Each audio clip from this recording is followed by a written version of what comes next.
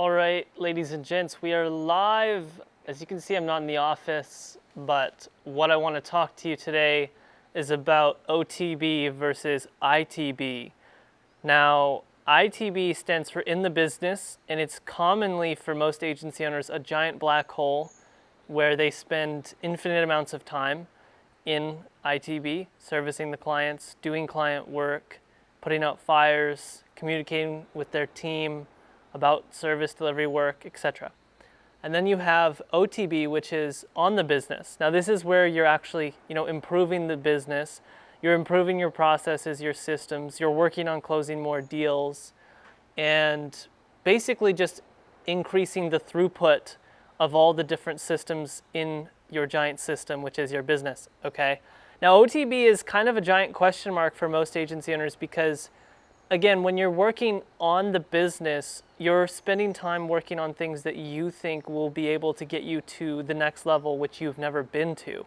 So that's why it's kind of this unknown and this no man's land, because you've never been to the next level, yet you're trying to work on and find the asymmetric actions and or bottlenecks that you can work on to be able to get you to that next level, which you've never been to.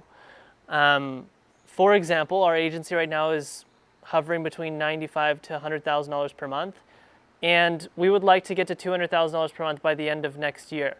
And so we've never been there, and we don't know how to get there. But what I want to talk about in this video is the tools that, the mental frameworks and mental models that kind of I use and some of our team uses as well into how we think we'll be able to get there. And it's the same thing for when we were doing 10,000 a month. We didn't know how to get to 100,000 a month, but we figured it out. And it was a rocky road, but I feel like now we actually have some tools that we can use to get to the next level. So before we get into that, a bit of context. This is, I don't even know if I introduced where I am. This is an Airbnb that we've been staying at, myself and the wifey. And it is a fantastic place, absolutely beautiful. It's in Bocas del Toro. This is the first 7 days I've taken off since late last year, actually. I think it was November of 2019. There was a solid 9 months of working pretty relentlessly, and it was close to burnout, as you saw from the previous video that I made. But let's get straight into the value for you guys and ladies and gents watching this. So the tools that we are going to discuss for navigating the unknown waters of OTB, working on the business and actually growing and improving and taking you to the next level, which is an unknown level that you've never been to. These are the three things we're going to talk about first. So one is bottlenecks and throughput. I've spoken about this quite relentlessly. I'm not going to talk about it too in depth, but let me give you a 30-second overview. Your business is a giant system. If you want to break down the simple categories of that giant system, you have marketing, which is attracting leads. You have sales, which is closing leads, and then you have operations, which is operations encompasses a lot. That encompasses service delivery, hiring, training, culture. We're just going to wrap up all those things under operations. So marketing, sales, and operations. Now, each of these giant categories of your business from a high level has a throughput, right? So marketing, let's just consider the measuring stick or the metric for marketing to be the amount of marketing qualified leads that come in each month. Let's say that marketing has 30 MQLs that come in each month. Well, then we know that the throughput of the marketing of your current business, of your agency, is about 30 MQLs per month. Again, I'm simplifying this. You can make it whatever you want and however you want to measure it, however you think it's best. But I think that's a good measurement. So marketing is at 30 MQLs per month. Let's say that sales is able to close 10% of the MQLs, so they're at 3 deals per month. And then operations, a good way to measure operations, there's a couple things. One is retention of people, retention of clients. Those are the two big metrics that I would measure for operations, right? How many clients are actually staying with you? And and how long are they staying with you, and then same thing with your people. How many people are actually continuing to stay with you, and how many people are leaving. So that's kind of the throughput of your three major parts of your agency. And the bottlenecks are in there. They're in the categories. There's bottlenecks. So for example, let's just say in this hypothetical situation that sales is the most clear bottleneck. I mean, we have great systems for hiring people. All of our clients we have a 95% retention rate. We have 100% people retention, meaning none of our team members have ever left us, and 95% retention rate on clients. So that's amazing. We don't need any help there. Marketing is doing fantastic, but sales has issues. And so we need to go into sales and figure out how can we increase the throughput of sales. And we have to do that by identifying what's the bottleneck. Okay, so what is causing us to have a terrible conversion rate of only 10%? I mean, if we have 30 marketing qualified leads, why is there only 10% that's converting? Okay, so that's how you find the bottleneck. Is you basically just build out a digital brain of what are the systems and processes of sales, and then look at that digital brain objectively. You know, you can use tools like Lucidchart and identify, okay, well, this sucks, this sucks, this sucks. I think this is the major bottleneck here. Let's drastically improve this. Okay, cool, done. And then 30 days later, let's measure our performance. Sales, we closed 6 deals next month because of these changes. Fantastic. That's amazing. What do we do next, et cetera, et cetera. So that's bottlenecks and throughput. The next tool that you can use is The One Thing. This is a really good book, actually. It's called The One Thing by Gary Keller. And to give you the entire summary of the book in like 20 seconds, there's a magical question, and it's actually a pretty powerful question that the book has. And it's basically like this: what's the one thing I can do such that by doing it will make everything else easier or unnecessary?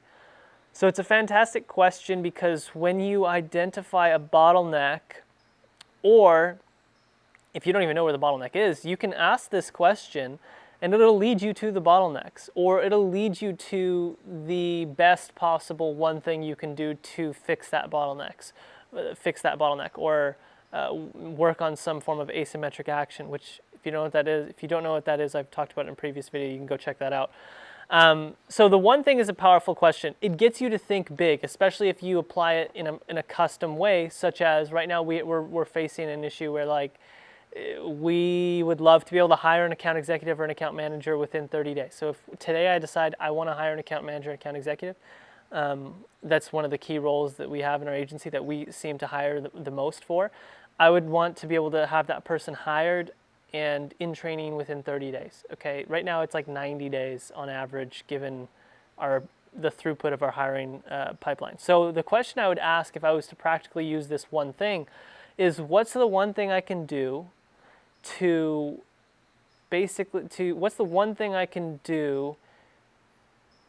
cut down, to improve the throughput of our hiring pipeline threefold, such that by doing it will make everything else easier or unnecessary. Okay, so what's the one thing I can do to be able to hire an account manager in 30 days, such that by doing it will make everything else easier or unnecessary? I mean, you can also apply a time frame to it. So what's the one thing I can do this month, such that by doing it will allow me to hire an account manager in less than 30 days, etc. So it might sound glaringly simple and obvious, and that most people would just always think like this, but most people don't actually always think like this, and they'll usually just go into a frenzy of 4 trillion different things that they think are the best things, and then they just get, basically their energy goes like this. Instead of going like this, it just gets dispersed into a million different directions. So the one thing is a powerful thing, because it kind of forces you to think with laser focus, and then you can go ahead and act with laser focus as well. So those are the 2 major tools, and this one is kind of a third one here, but it's not necessarily, this is more hiring related, and I'm saying this because it's something that we're going through. But the third tool is to hire when you're close to hurting. Now, the problem with this is that this third one isn't necessarily an indefinite tool, because it changes. When you're just starting out, if you're doing $5,000, $10,000 a month, the principal mental model that you should follow is just hire when it hurts, okay? Because when you're starting out and you don't have any employees, you don't want to hire someone too soon because, worst case scenario, you lose some clients and you have to get rid of them, and that could be a disaster if you found somebody that was amazing and now you have to let go of them. So you really want to just push the MRR as much as you can possibly get it to where then you're hurting. You literally can't spend any of your time working OTB because 100% of your time is lost in, wait for it, the black hole of ITB servicing clients. Okay, when you're lost in the black hole of ITB and you have reasonable margin, you need to hire someone. If you're lost in the black hole of ITB and you don't have reasonable margin, for example, let's say that you're only making $5,000, $6,000 a month, and again, it depends on where you live. If you're in the United States, you're making $5,000, $6,000 a month with your agency, it's just you, and you're spending 100% of your time working on your clients, you either need to get rid of your clients or you need to just triple your prices, because for you to be lost in the business and putting out fires relentlessly and not have any employees, you better be doing $20,000 to $25,000, at least $15,000 per month, okay, especially in the US, because if you need to hire someone, I mean, first of all, you got to pay yourself so you can live, and second of all, you need to pay someone else. So really, hiring when it hurts is the mental model when you're starting out. Hire when you're close to hurting is kind of the mental model when you get between $50,000 to $100,000 a month. And then just hire as proactively as possible is probably the final mental model when you're doing $250,000+ per month and you have a ton of cash in the bank, etc. So those are a few tools. The first two tools are probably of most importance, but I wanted to throw that hiring one in there because I don't know where most of the viewers here on YouTube are at, or where you guys are at, but hopefully that is a helpful breakdown. This is where my mind thinks. I think about OTB and ITB quite a bit. I personally have been spending, probably 70-80% of my time OTB for a long time now.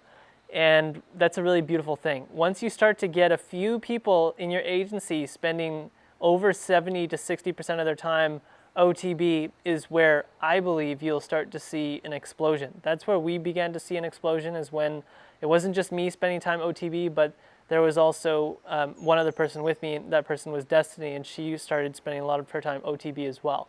And of course you have many different things that affect that. It's not just a matter of getting someone else working on the business. They have to be a great person, etc. But you get the point. When you have two people, it's twice as powerful. Three people, three times. And it's not just linear. It's actually exponential. So yeah, if you have the right people in the right seats, you're going to start to see exponential growth. All right. Hey, hopefully this was a helpful breakdown. Hopefully this helped you understand the difference between these two, and hopefully you can start to spend more time OTB. If you have any questions on this, please let me know. I will be happy to answer them. And with that being said, much love. I'll be back in the office tomorrow. This is the only special video in the Airbnb. All right, ciao guys.